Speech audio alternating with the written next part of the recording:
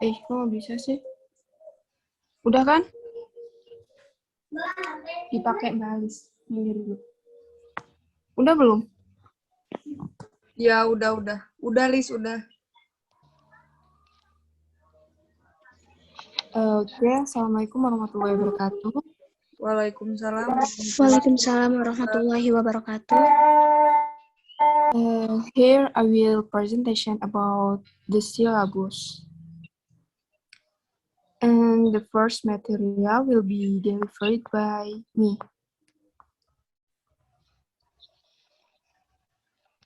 Okay. What is the syllabus? Syllabus is documents necessarily prepared in a course design task. A syllabus is a more circumscribed document, usually one which has been prepared for a particular group of learners. According to Dabin and Alstein,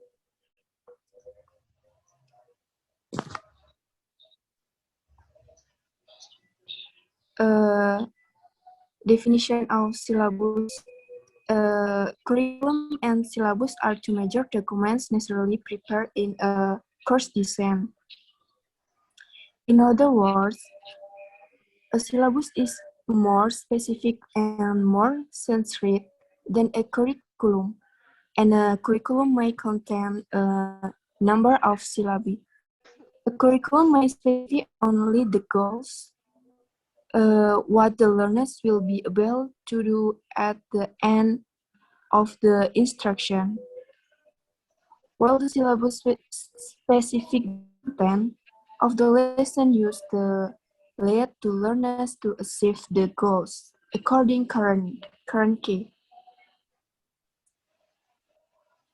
Variable in the choice of syllabus as learners types can be seen particle and observable terms such as type of cognitive activity, lifestyle, aspiration, employment, educational, and social backgrounds, and so on, according current key.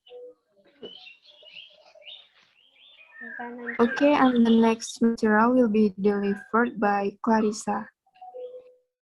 Uploadnya di YouTube kelas ya, upload sendiri-sendiri. Clarissa? Iya. Time is yours.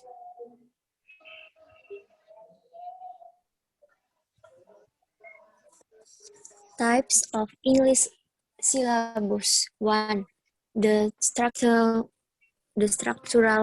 syllabus. The structural syllabus is based on a theory of language that assumes that the grammatical or structural aspect of language form are the most basic or useful when functional ability or ability to use or communicate in the new language is a goal of instruction. The structural syllabus can be said to embrace a theory of learning that holds that functional ability arises from structural language or ability. The content of the structural syllabus is language form, primarily grammatical form, and the teaching is defined in terms of forms.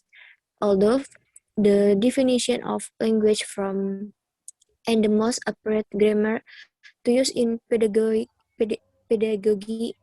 have long been disputed. Most exciting structural syllabi use some form of traditional Latin-based respective grammatical classification and terminology. The domain of structural syllabi has tended to be limited to the sentences. 2. The national functional syllabus. The national functional syllabus is the best known of contemporary language teaching syllabus types. It is, however, also the object of a great deal of misunderstanding on the one hand, while national functionalism has been referred to as an approach. It has never been described as anything other than a type of content of language instruction that can be taught through a variety of classroom techniques.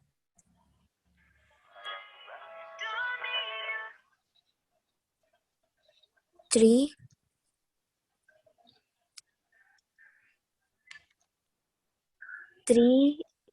Situational syllabus. The situational syllabus has long history in language teaching, but situational content has mostly been used and adjunct to instruction that is primarily focused on language form and structure. Many methods from grammar translation to barely to modern integrated textbooks and have used example of language being learned in situation and settings. This range from short language, the with case of character acting and behaving in complex ways. Many collection, conversation, or communication activity are organized in terms of situation. For skills-based syllabus, much less is known but about the skill-based, task-based, and content-based syllabi than about the types already discussed. This is especially true of the skill-based syllabus, a type of that has not been previously individuated as a separate kind of instructional content in the literature on language teaching. 5. The task-based syllabus. The task-based syllabus is relatively little known. It is now largely based on work by Thankyou, Cardinally, and Murphy and Johnson. The defining characteristic of task-based content is that it is use activities that the learners have to do for non-instructional purpose outside of the classroom as opportunities for language learning. 6. The content-based syllabus. Content-based language teaching has been in extensive for some time, but has only recently been recognized as a valuable way of teaching language as an end itself. In concept, content-based teaching is simple. Next. Okay, next, the third material will be delivered by Ninda. Times is yours, Ninda.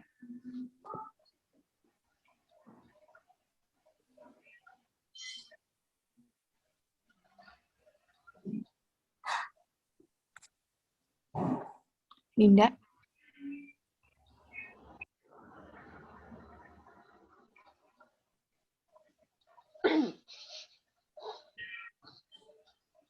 Ninda di Zoom nggak ya?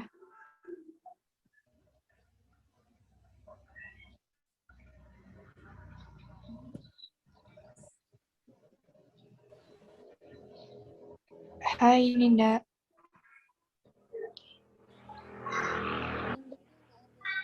Ninda atau Adinda? Ninda. Ninda Riskia. Sinyalnya hilang-hilang. Dilanjut aja kalau Oh, nggak. iya. Mungkin sinyalnya bermasalah. Ninda. Oh, oke, jadi saya lanjut aja ya. Ya, silakan. Okay, the third material is choosing and integrating syllabus. Okay, the first is program factor affecting syllabus choice and design. The term syllabus are used here does not refer to a document guiding to the teaching of a specific language course, but to a more theoretical notion of the types of content involved in language teaching and the best for the organization of language course. Okay, and the next is sorry.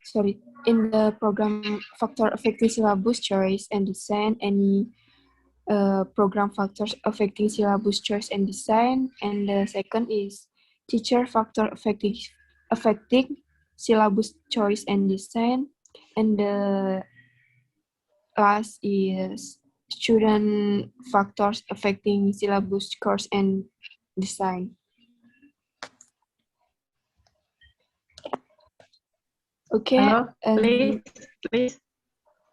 Iya. Udah bisa join sampai mana? Oh, Ninda, udah sampai combining and integrating syllabus. Oke, D.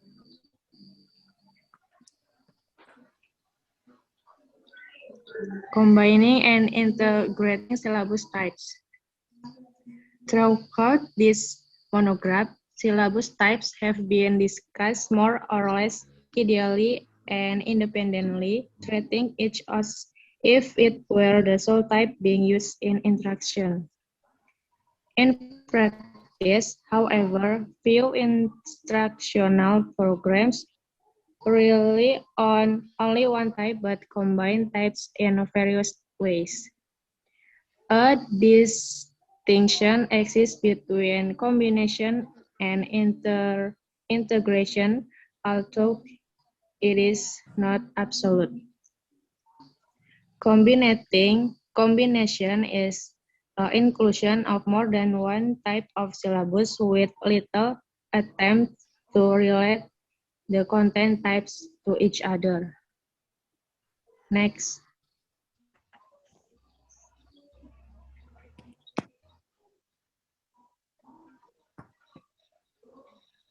Oke, Ninda, silakan. A vertical guide, syllabus choice and design. 10 steps. First, determine, to the extent possible, what outcomes are desired for the students in the instructional program. The resources available for actual language teaching syllabi have been described in this monograph.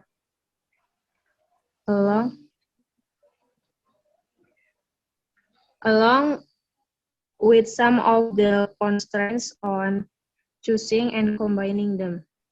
By now, it is clear that no single type of content is appropriate for all teaching settings, and the needs and conditions of each setting are so idiosyncratic that specific recommendations for combination are not possible.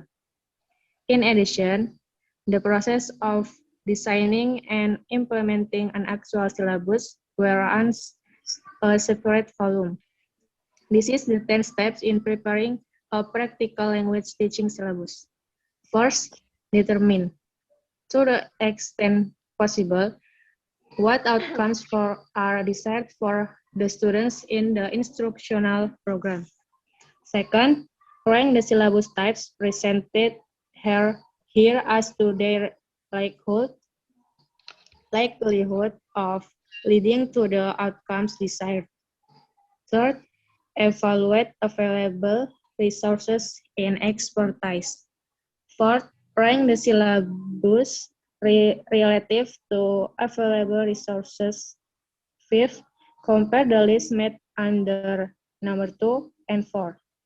Sixth, Repeat the process, taking into account the constraints contributed by teacher and student factors described earlier. 7. Determine a final ranking, taking into account all the information produced by the earlier steps. 8. Design 1 or 2 syllabus types as dominant and 1 or 2 as secondary. 9. Review the question of combination or integration of syllabus type and determine how combination will be achieved and in what proportion. And the last, translate decision into actual teaching units. Okay, thank you. Thank you, Yeah. Ninda, for your... Okay, thank you, Ninda. And now I will explain the conclusion of this material. Okay, curriculum and syllabus are two major documents necessarily prepared in a course design task, where a curriculum describes the broader context in which planning for language instruction takes place. A syllabus is a more curriculum-based document, usually one which has been prepared for a particular group of learners. And type of English syllabus is the structural syllabus, the national or functional syllabus, and situational syllabus, and then the task-based syllabus, and the last is the content-based syllabus. Okay, I think that's all about the presentation. Any question?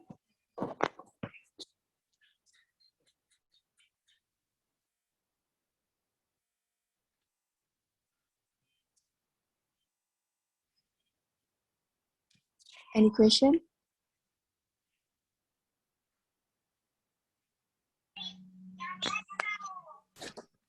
Next group.